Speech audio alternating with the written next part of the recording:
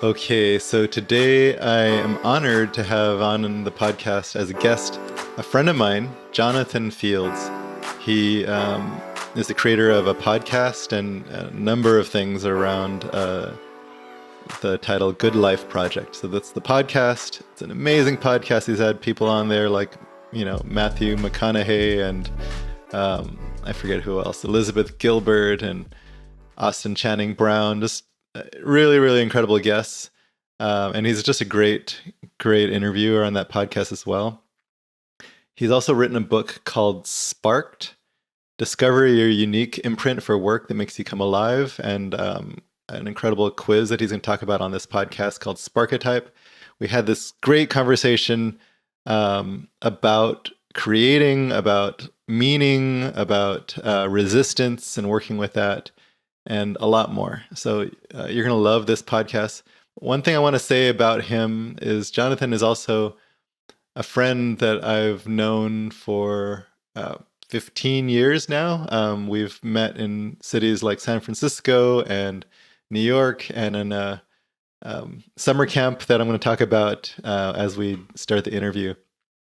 But it's just someone who I think is just genuine and authentic and just a good person. And he speaks really intelligently about creation, about meaning, about resistance, and much more. So enjoy this podcast. It's someone who I absolutely love, and I think you'll love too. Okay, well, welcome, Jonathan. Thanks for coming on the podcast. It is my pleasure. It's good to see your smiling face. It's been too long. And you're someone who I've known forever, and we haven't talked in forever either. So it's just so good to be here with you. It's like an honor to have you on the podcast, on my new podcast. And I've been on yours years ago, but you're a veteran in this industry, and it's just a real honor to have you here. Yeah, thanks. No, I appreciate that. I'm excited that you're stepping into the space and sharing your wisdom in a new and different channel. I was thinking back, and I think we recorded our conversation in the very early days of Good Life Project when we were filming. That's right. We had a crew on location at Samovar.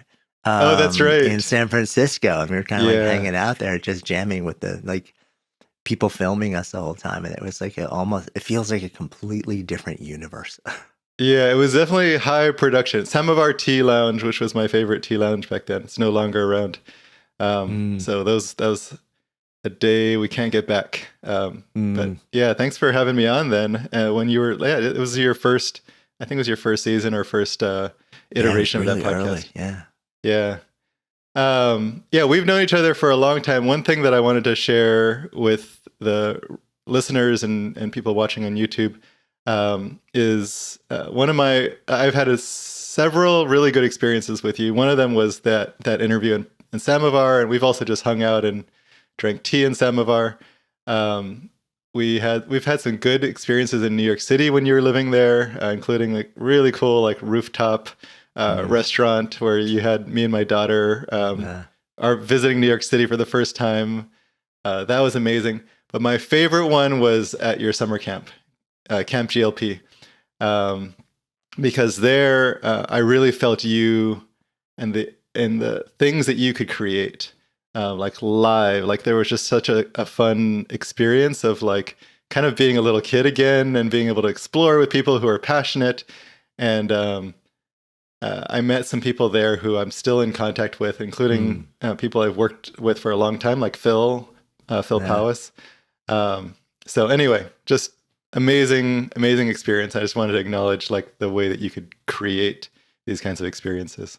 Yeah, that's awesome. I mean, it was great to have you there. And for a little bit of context for folks, for 5 years, we brought together people for a 4-day sort of weekend adult summer camp. We would sweep in, take over a kids sleepaway camp after the kids were gone at the end of the summer. They fumigated the place, and then we literally had something by the end we were about 450 or so people get on trains, planes, and automobiles from the other side of the world, from all over the place. And it was amazing, I think, because it's so hard, I think, as adults to make the kind of deep friendships that you would make at summer camp as a 9 or 10 or 12-year-old, or when you were just a kid. And Mm, The shields weren't up already, and you didn't have your established practices and patterns, and you weren't wrapped up in the business of life. mm.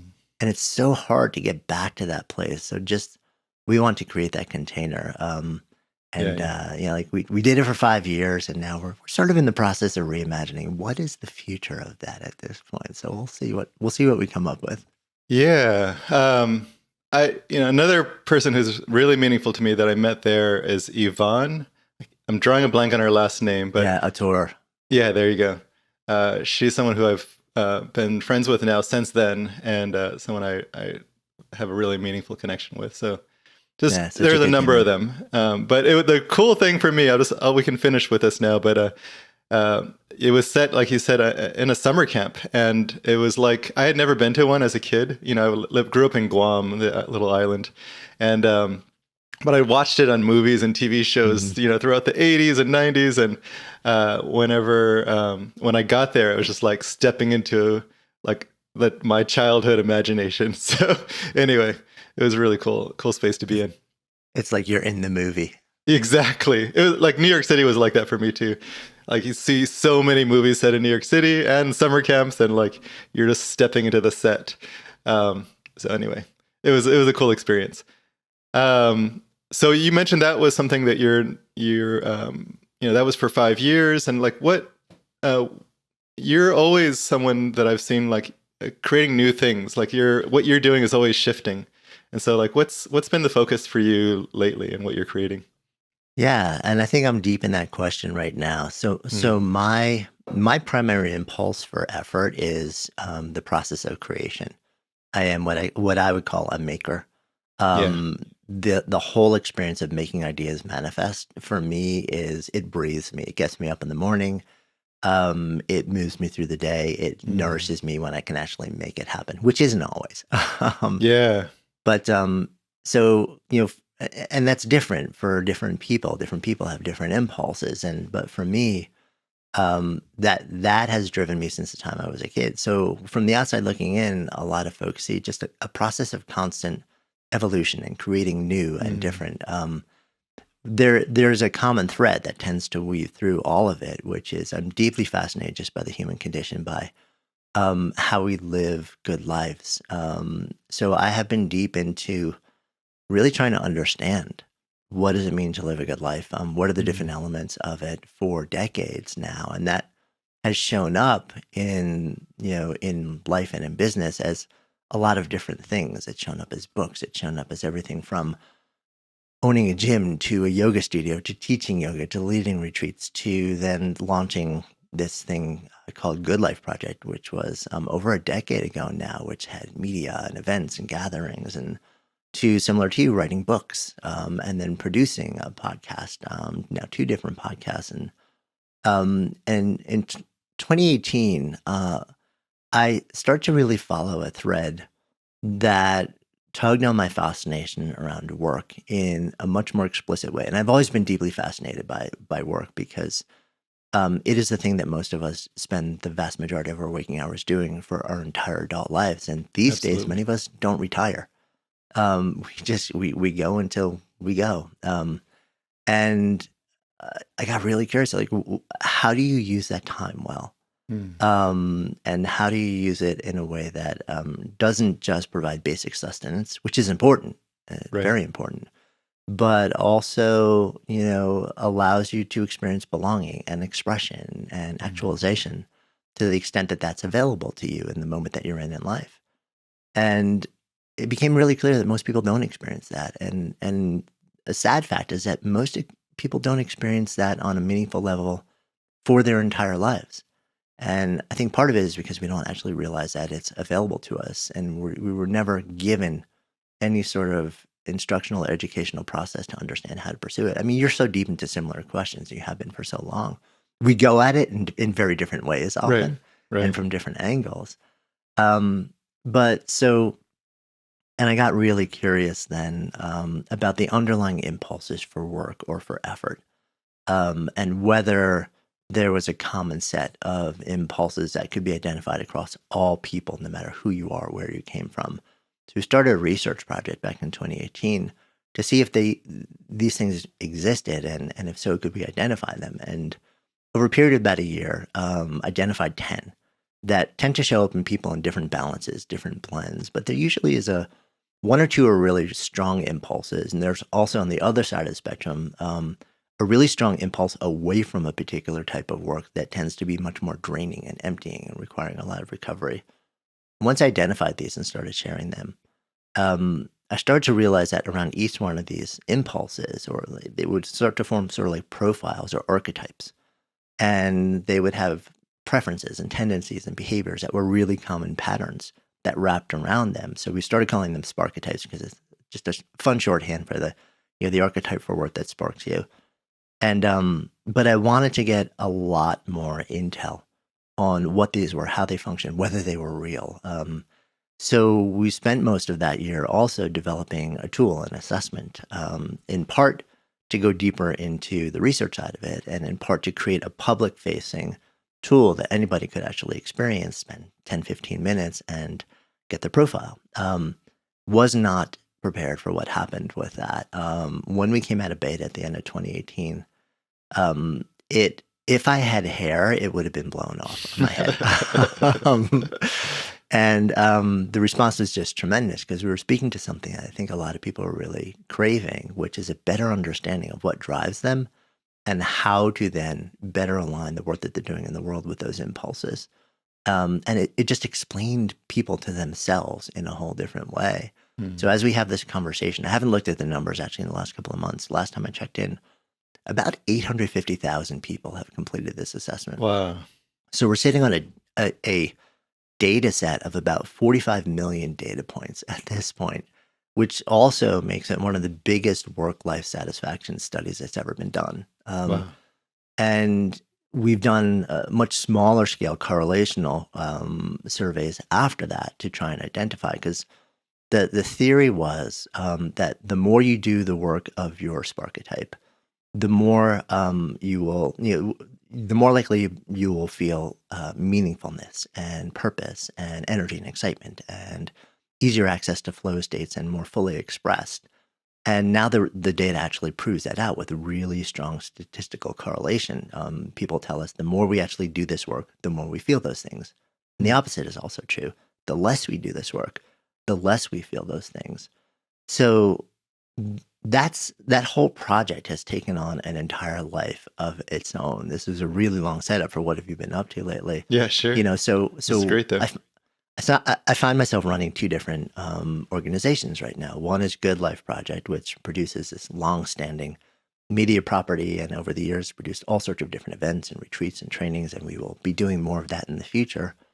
And then Spark Endeavors is the organization now that holds the intellectual property and all of the developing solutions and programming and training that we're doing around this data set, which is really much more, it's really just focused in the domain of work. Like, how do I find and do work that makes me come alive? Or how do I look at the work that I'm currently doing and reimagine it in a way that actually gives me so much more of what I want, which I think is also such an important inquiry these days, because a lot of people really don't have, or they may not feel that they have a lot of opportunity to just walk away and start something new or look for something entirely different. Or maybe they have a Sure. really strong value around financial security for a family, and they don't want to blow things up and go through that disruption. So we look a lot also at how do we realign and reimagine what you're currently doing to actually feel much more alive or sparked. What are the processes? What are the things that we look at? So we've been developing programming. We training coaches in a whole methodology now. We work Wow. with some of the largest companies in the world and their leadership to try and integrate these ideas Amazing. into the businesses. So it's amazing, and it's a lot. Yeah, I imagine. Yeah. I know it's like you're somebody who's been so focused on how do we streamline, how do we minimize, how do we simplify, and I feel like I've gone in the opposite direction in the last five years. And a lot of my work now, just personally, is how do I return? How do I how do I support what we've supported, keep it growing, but return more simplicity, return more serial processing rather than parallel processing into my daily experience, just so that on a personal level, I can breathe more easily. I love that so much. Um, so a million questions now. So we don't know if we have enough time for all of it, but there's just so much richness in that to dig into. Um, in terms of having people like create this kind of meaningful work for themselves, like the things that you found the most effective. I'm sure we could talk about it for days and days, but if you were to like give us maybe like three really important things, 3 to 4 to 5, like things that are really like the most crucial things, elements for creating that for yourself. Yeah. So, I mean, one, I would say, discover what your Sparketype profile is, and literally, I mean, I'm sure you can throw it in the show notes or whatever. There's a Definitely will. forward-facing assessment that anyone can take. It'll take you 10 or 15 minutes, and it could be really eye-opening for you.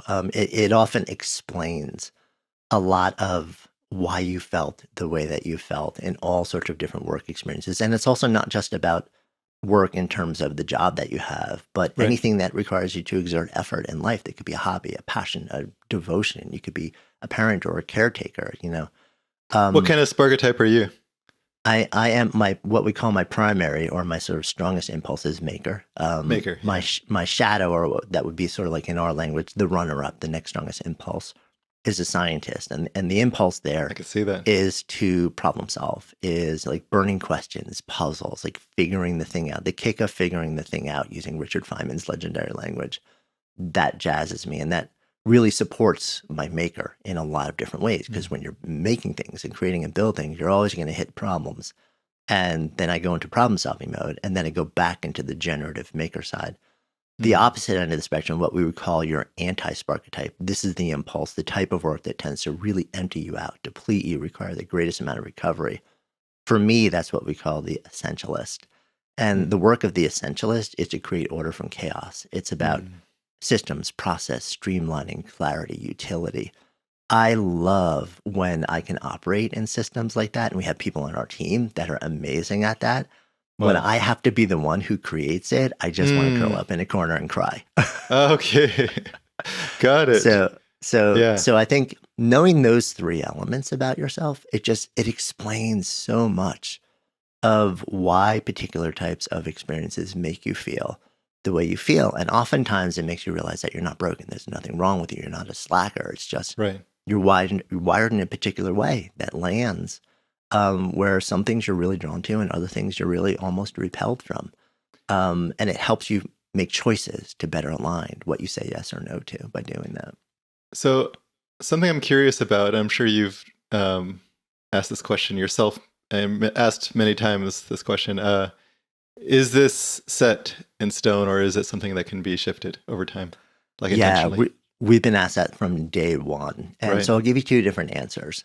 It's pretty much impossible to answer that question empirically, Mm. and the reason is you would literally have to identify this profile in somebody from like the youngest days, and then follow them longitudinally through all the seasons of life. So the closest thing I've ever seen to any kind of study that has done that is the Grant study. And that basically was a study that was funded and then curated by various curators at Harvard over a period of years, where they actually blended two different studies together. And they tracked people. They tracked all sorts of different metrics for people over a period of about 80 years, to see basically what makes the most difference in your ability to flourish in life. So to to be able to see, like, is this a static thing? Is it just sort of like, is it you for life, or does it change in different ways? You'd have to be able to do that. So empirically, it would be brutally hard to be able to run that experiment, or is it just incredibly resource intensive to do it? And we're 5 years into this work right now, so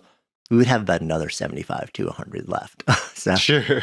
that said, the question comes up all the time. Right. And what I can say is, zooming the lens out anecdotally from now a massive data set that over a period of years, it does seem that these stay relatively stable. Mm. Like once you're an adult, and probably even earlier. And in fact, a lot of the prompts or the questions in the assessment, they're designed to sort of elicit a long-term, longitudinal, sustained response, like phrasing as like ever since I was a kid, like dot dot dot. So we're asking people to look for the things that have felt like they're consistent from the earliest memories to wherever they are now, and that could be somebody who's 18 years old taking it, or somebody who's 85-year-old taking it. And it does seem that they stay pretty consistent. They stay pretty stable over life. That said, Interesting. somebody may take the assessment and then come back 3 years later and take it again and get a slightly different result. And people have asked me, well, does that mean that like my impulses or my Sparketype has changed? And my gut says it's likely less about that and more about the fact that whether it's Sparketypes, Enneagram, DISC, Myers-Briggs, every major assessment now, we all have two limitations when somebody steps to the assessment to take it. One is the depth and quality of experience that you bring to it at that moment in time. And two is the level of self-awareness that you have. Like, are you aware of how those experiences make you feel? That changes, and it can change in a dramatic way over time. So my lens is more that it's less that these fundamental impulses shift or change in substantial ways over time, and more that your experience in life or your level of self-awareness does change in very meaningful ways. And you may come back to a tool like this and realize I have more input. I have a clearer understanding. I've tried or done these different things now, which maybe I hadn't before, or maybe I've done like years of mindfulness or meditation or therapy. So I really have a better, like handle on how these things make me feel. Um, so that's the way that I tend to look at it. Like anyone who's sort of, shepherding a body of work like this, I always have to hold myself open to every possibility over time as well. So like we're just constantly asking the questions and poking around and seeing, like will any form of qualitative or quantitative data appear over time that would make me change this lens? And sure, like to me, that's always a possibility. I think anybody who's trying to stay in integrity, who says like, like this is my opinion and it will always be this way for life. Right. I strongly doubt. Yeah. Is it okay if I share my own experience with this? Yeah. So my experience is it is really hard to change this stuff, but it is possible, and that it takes a lot of work. So I personally have changed around some things. I haven't taken the Sparketype quiz, but just looking at my own like impulses, the impulses might still be there, but like how what they lead to, what they, the way that I relate to them, the way that I relate to the work that I'm doing, all of that stuff can be changed. But it's really hard because you're fighting against years and years of like defaults. So this is the work I do with people in coaching, like transformational coaching is actually transforming some of this stuff if that's what's required for what they want to create. So that said, That makes a lot of I think it's also incredible to like just accept a lot of stuff about you, like just to understand it and really like say like, oh, there's actually a lot more like grace and spaciousness with like who I am, and I think that's incredible work. Yeah, and I agree. I think there's a spectrum of things that are and aren't changeable. Like if I said to you, "Hey, Leo, I know you've had brown eyes for your whole life, but there's this process, there's this online course I created, and at the end of it, you just choose the color of your eyes you want, and you can make it." You'd be like, "Dude, no, it's not happening." I'm good. So I think there are things about us that are fairly immutable, but there are certainly things that are changeable. And like you described, there's certain things that are changeable, but it takes so much work that most people never will. One thing that comes to mind, and this is something we've talked about in the past. So one of the metrics that we look at in addition to the Sparketype and some of the work that we do is what I would call tolerance for uncertainty. Like we each have a bit of a set point for our tolerance for uncertainty or ambiguity. And where that lies can be really, really important in how you experience any type of work or task or project or devotion. If you have a very low tolerance for uncertainty, and you find yourself working in a startup, you're going to be in a world of pain because a startup is nonstop, super high stakes, fast paced uncertainty. That is the Mm. definition. Like a startup isn't a business, it is an idea in search of a business model. So by definition, everything is uncertain and the stakes are really high, especially if it's a VC backed startup and you have other people's money involved. Um, Now the question is, and this circles back, can you change that? Let's say somebody says, but I love there's so much energy, there's so much fun. I love like the imagination, the creativity, and the innovation. I want to be in this environment, but I have I recognize that my tolerance for uncertainty it's pretty low, and it's causing a lot of pain and suffering. Like, Mm. is that changeable? And this gets to the work that you do. Yes, it is. But the work that you have to do to actually change that is really substantial over a long window of time. So most people just Yeah, won't do it. that's right. You're right. It's more than most people will want to do. But I actually have seen it change, and actually I've seen it change more in the other direction of like less tolerance, especially during the Oh, no pandemic. kidding. Huh? Yeah, that Yeah, makes sense actually. Yeah. yeah. And so people are like finding that they're feeling more anxiety and less able to socialize and like less like adventurous. They're traveling less, things like that.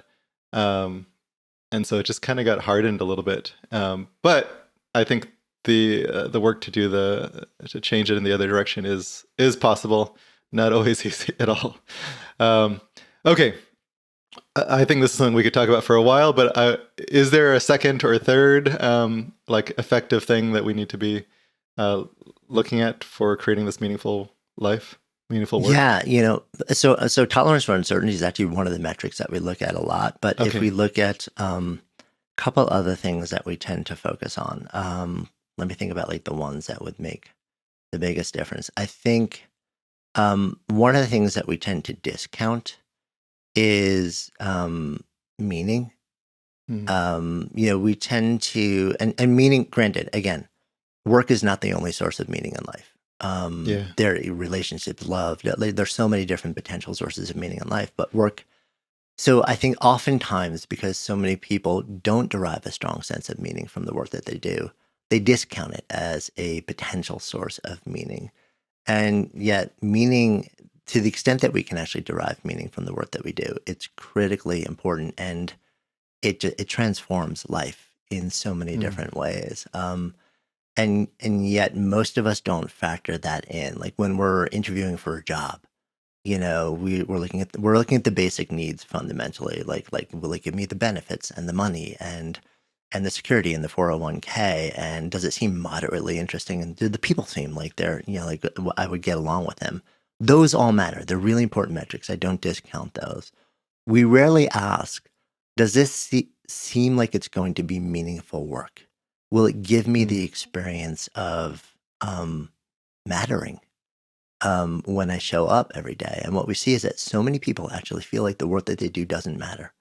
Right. And it doesn't matter to them on a personal level. It may matter to somebody who is in the organization or to the organization, Right. but it doesn't matter to them. And because of that, they feel like they don't matter. Now, granted, that also assumes that there aren't other sources of meaning and mattering in their life. And for many people, hopefully there are. And again, work isn't the only one, but if work can contribute to that, it makes a profound difference in someone's experience of life. If you look at the classic midlife crisis, right? And granted, now this is not happening in midlife anymore. This is happening multiple times, like very often starting in the early 20s. And I Mm. think Gen Z is really pushing this because meaning Yeah. and mattering to Gen Z is actually central to the decisions that they're making about the way that they're going to actually choose the work that they're doing in a way that wasn't a part of my life until much later. I'm Gen X. I'm the disaffected Yeah. generation, like that Yeah. wasn't supposed to be part of our experience. But now I think, especially after the pandemic, a lot of people are coming back to it and saying, no, actually, this has to be a part of the experience of work that I'm doing.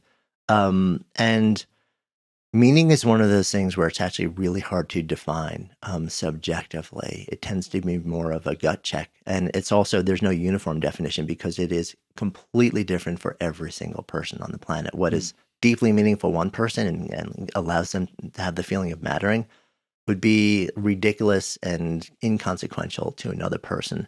So you can't sort of create a checklist, that says like, this is the thing where if you feel this, are there some common things that people point to? Sure.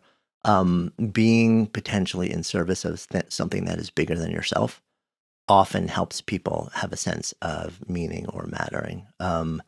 Having reflected back to you that the work that you're doing actually is making a difference. I was Mm. literally out last night with my wife. We went to one of my favorite authors, David Sedaris, was actually in town, and Oh, cool. he was doing this fantastic reading, and we were there and laughing hysterically. And he's just such an incredible, incredible commentator and writer and humorist. But we got there about 20 minutes early, and I sat down in my seat and just sitting there with my wife, and a couple sits down in the row in front of us, three seats over to the left, and the guy looks at me and he's kind of like cocks his head sideways, and he's like, "I know you," and I don't think I met him before. And so he walks around, he comes up to me, he's like, "I know you, don't I?" I'm like, "I don't know." I said, "My name's Jonathan." He's like, "Okay." He's like, "What's your last name?" I said, "Fields." He's like, "Good Life Project?" I said, "Yeah." And he said, I was in a really dark place about a decade ago. And I found the work that you were doing. And I started just watching, basically binging all the videos that you created. And this is back in the Mm. day when you and I were sitting down Yeah, filming. This was in yeah. 2012, like 2013 area, because we only did that for a couple of years. And he said, it really, really helped me. It got me through that window, and knowing that you're doing something that not just makes you feel good from a creative expression and you actually like the day-to-day tasks and processes, but knowing that it can make a difference, Mm. that it matters to you and it matters to other people, I think can be really important. And so I think Mm. sometimes looking at what you're doing, or if you have an opportunity presented to you, like asking, will this help me have the experience of meaning and mattering? Like, can I play this scenario in my head? Can I, like, if I, beyond the day to day experience of just like, oh, well, this task seems enjoyable. This process seems like I would love doing it, which is important too. Bigger picture, will it give me that experience? I think that can be critically important as well. And it's an inquiry that we don't ask until we feel Absolutely. the lack of it. And then we end up in that classic midlife crisis, which is midlife crisis is not a crisis of money. It's not a crisis of power. It's not a crisis of status. It's not a crisis of relationship. It's a crisis of meaning. Mm. And it's because we generally don't visit that question until we're forced to. Amazing. If the answer is no, does that mean that I like need to change what I'm doing, or is there a way to like add meaning to the activity? Yeah, very often there is a way to make very subtle shifts in what you're doing and bring it back in. And the shifts can be within the context of the work that you're doing, or it can actually exist outside of the work that you're doing. So let me give you the example of both. In a subtle shift that you might do in terms of the work that you're actually doing. This is a study that was done by Adam Grant that he wrote about, like his earliest work, Give and Take, where they took kids who were basically dialing for dollars, a call center at the university, and they were calling all the alumni, basically saying, "Hey, will you donate to the alumni scholarship fund?" Um, Notoriously, these are jobs that people burn out with really quickly. They have Mm. no sense of meaning or purpose. They're calling people up and annoying people and saying like, "Can you give me money?" And there's huge turnover rate, very low job satisfaction. So they did an interesting intervention. They brought in a small group of graduates. I believe many of them were first generation or first generation college attendees and graduates. And they brought them in and literally just had them take 5 minutes and explain to the people in the call center what the impact was of being able to receive a scholarship that allowed them to go to the university and then graduate, and then led to multi-generational change in the family because of that. That Hmm. tiny little intervention completely changed the nature of the experience for the people in the call center. No longer were they just dialing for dollars. Now they were changing people's lives, right? So you show Mm. up and it's like, no, actually, like, this is really important work that I'm doing. And it lets you like do a reframe, or what, like therapists would call cognitive reappraisal of the work that you're doing and why it actually gives you that Wow. feeling of meaning and mattering. So that's within the context. It's a kind of a fun example. And by the way, those Yeah. same employees then generated tons more money after I that. was gonna But ask. yeah, it Yeah. completely changed the performance. They didn't actually realize that they were acting in any meaningful way different, but they were.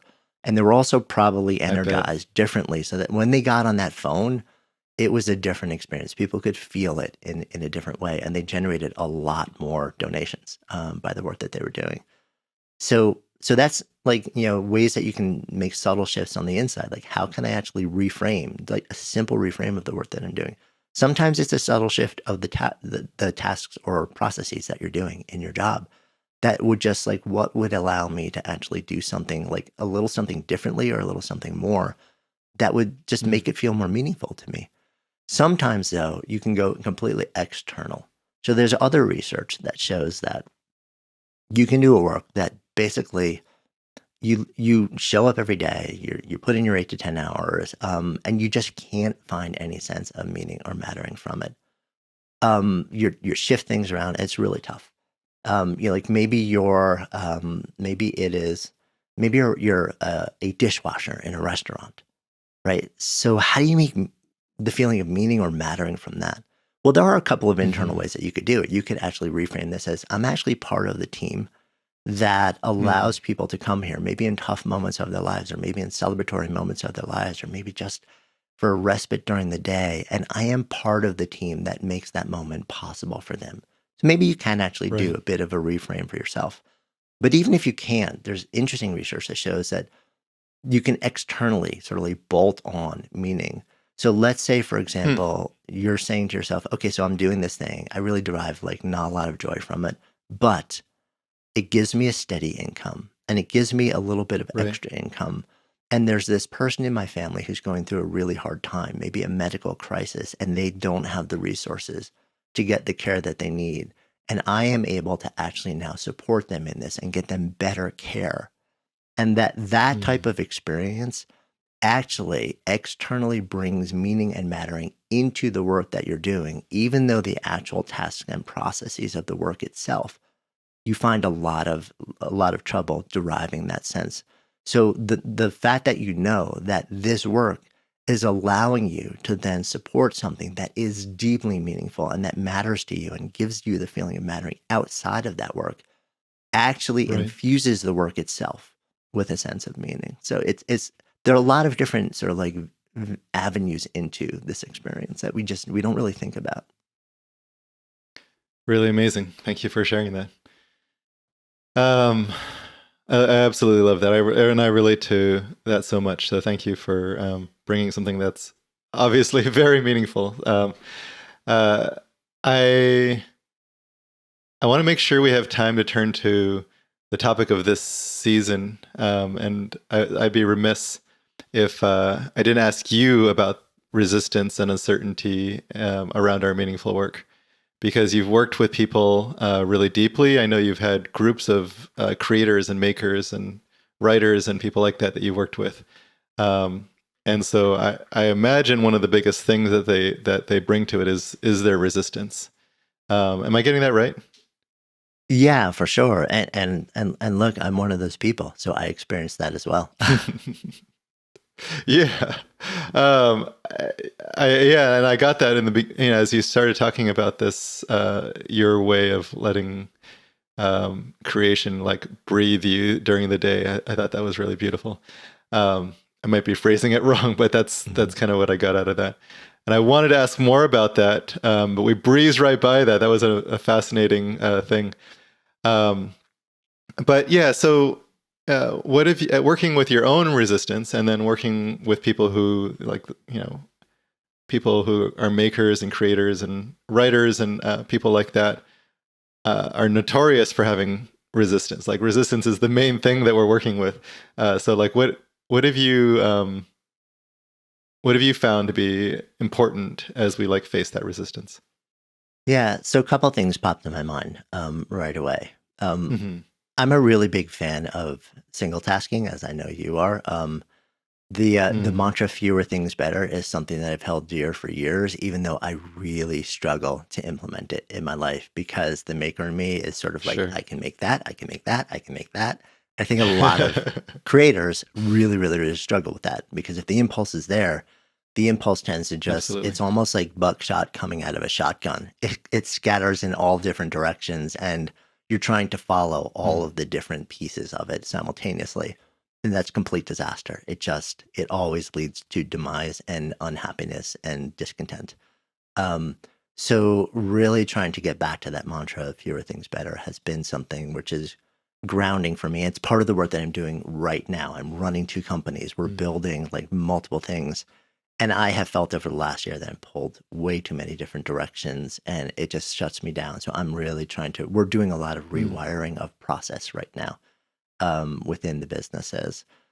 One of the things that I hear people talking about a lot when they're trying to, like, you feel stuck, you feel the resistance, is the idea of chunking, like take things down to the smallest Mm. step. So rather than thinking I need to write a book, like, what if I said I need to write one sentence today?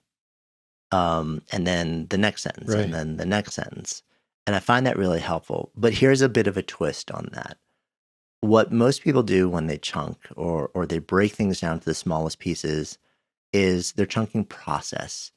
What I would invite Mm. folks to do is think about not just chunking process, but chunking stakes, right? Because it's not process that trips us up, it's stakes. It's when we feel like Mm. there's a lot on the line. That's when that's when the amygdala in the brain, the fear center in the brain lights up and basically sends all the fun electrical and chemical signals through our body that make us physically feel like we want to recoil. And then we kind of shut down. Right.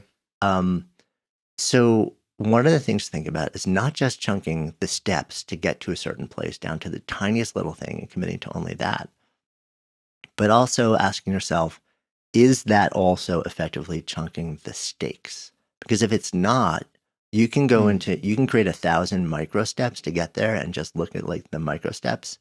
But if you're not also effectively chunking the stakes so that you feel like there's, like, instead of writing a book, there's a tiny little thing online with this one step, you're going to have the same psychological issues. You're going to have the same mental barriers and the same resistance. Like, it's not effective enough to just chunk process. You also need to chunk stakes. And oftentimes those So, things can you give me go an in example of lockstep. that? Yeah. So let's say you're thinking of starting a business or writing a book. Hmm. Um, you know, Right. for most people, that's terrifying, especially if you've never done it before. Like, you and I are sort of like a number of times into the process.